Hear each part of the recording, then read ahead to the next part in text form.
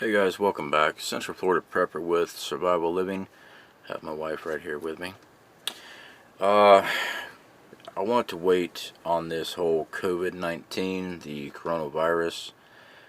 I want to wait on the video for a very long time. One, I want to make sure this thing was a threat. I didn't want to sit there and get everybody all panicky about it when we didn't really know. I mean, you can throw a dartboard full of a list of things and say, hey, everything's going to happen, all this bad stuff's going to happen, but you don't know until it does. As preppers, we try to prepare for as much as possible, but creating fear on a possible threat, something I don't want to get involved with. But I do want to go with this coronavirus, guys. There's been 6 cases of death in Washington State now. According to some of the reports I've gotten, there's been over 100 confirmed infection in the United States. Real quick, I want to go over some of the symptoms. This is pulled from the Center of Disease Control and Prevention, the CDC. Reported illnesses have ranged from mild symptoms to severe illness, and the death for confirmed coronavirus disease 2019 COVID-19 cases. Symptoms may appear 2 to 14 days after exposure: fever, cough, shortness of breath. When I first heard about this virus, everyone kept making it sound like it was the flu. Sounds like symptoms of a cold, actually.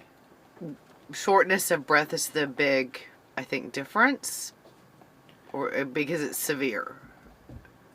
Well, they still have up on their website about if you travel to China with the last 2 weeks, developing symptoms, call your doctors. Guys, there is no vaccine for this thing. They keep on running around saying they're close to getting a vaccine, all this stuff. To my knowledge, you can't make a vaccine off of something that's viral. Alright? Now, we in the truther community believe this thing has been man-made. I believe it's man-made.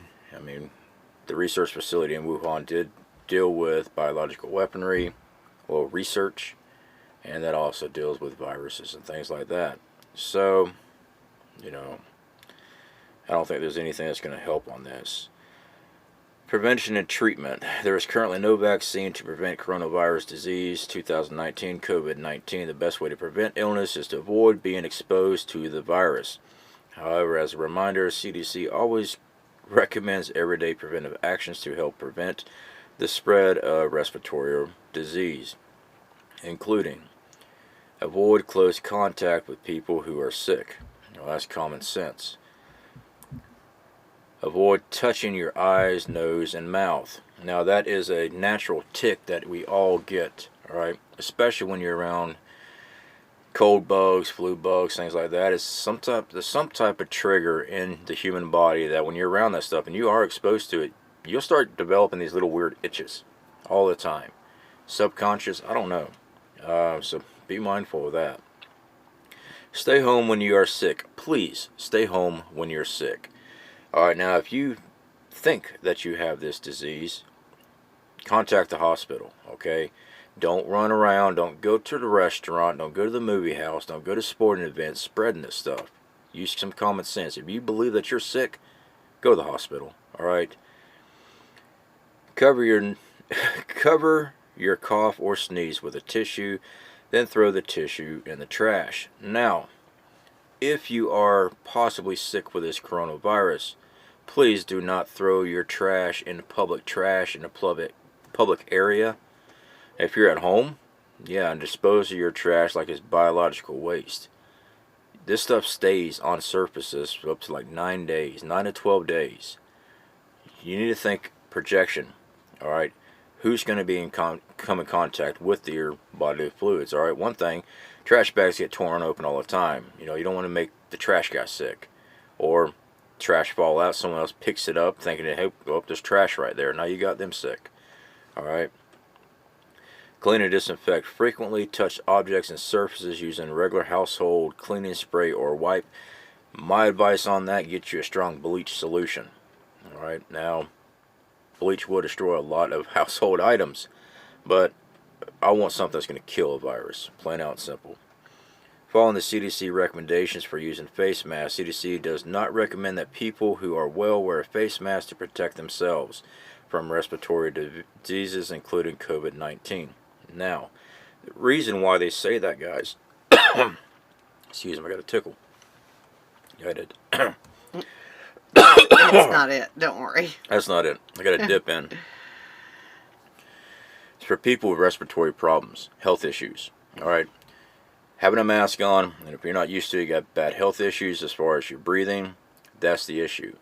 Having a mask on is going to help you from getting this stuff. All right. If you're in a crowd of people and they are coughing and stuff like that, it keeps you from getting that. So I do not agree with this one bit. It's only because of health issues. Face masks should be used by people who show symptoms of COVID-19 to help prevent the spread of diseases to others. Now this is true, but if you're sick, don't go out in public. Contact medical providers, medical care. Do not sit there and try to treat this stuff by yourself. Don't be running around to the seafood restaurant or whatever. All right, just stay home. Contact somebody to come get you. Not your buddy down the road from the bar. Contact the hospital. Odds are they'll send a quarantine team in just to make sure that you're not infecting everybody else. Wash your hands often with soap and water for at least 20 seconds, especially after going to the bathroom, before eating, and after blowing your nose, coughing, and sneezing. If soap's not available, if soap and water are not available, use alcohol-based hand sanitizer with at least 60% alcohol. That's common hygiene. Unfortunately, not many people use common hygienes. When we were living close to Orlando, we saw that every day. People blowing snot in their hand and slinging it off, wiping it on things. There's some nasty people out there, guys. I highly recommend everybody keeping a small pandemic disease kit in their vehicle, in your bug out bags, wherever you're going to be at. All right, I don't mean to walk around with a backpack full of gas masks and stuff like that just because you're going to the office, but have it close by. Gloves, a gown. All right, we have chemical suits. We don't have any viral suits, unfortunately. Having protection. All right, keep hand sanitizer with you. Keep a mask nearby. You got somebody coming into your office space coughing and hacking, strap up. All right. Oh, well, you don't understand. That's kind of rude. I'm not going to take a chance with somebody hacking and stuff coming over me because they're not worried about your protection either. Or they wouldn't be there doing that. Alright, that might seem a little cold. Hey, I guess I'm just a cold guy. Common sense. Best way to live, alright? When you got somebody sick around you, get away from them. Alright, get away from them. I do know that people might have family members that are sick. Contact the hospital, okay? This stuff doesn't just pick, okay, well, I'm going to jump on this individual and not this person because that's a nice person there. He doesn't care. All right. Anyway, guys, just a little bit of information about this stuff. It is spreading. I believe that they are under telling us the amount of people that actually have this in the United States. I believe they waited way too long for the quarantine. They should have locked down everything from the get-go. They didn't.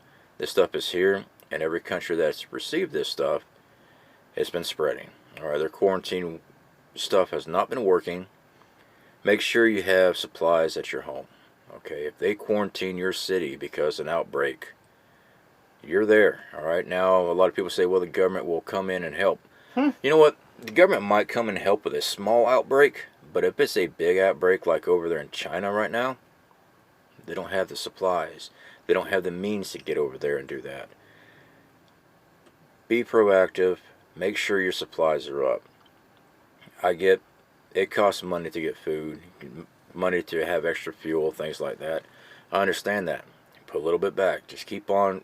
Right now, you always have it. Even if you don't use it, you'll still have it. But anyway, we've got to go to the store. We got to go get some more supplies.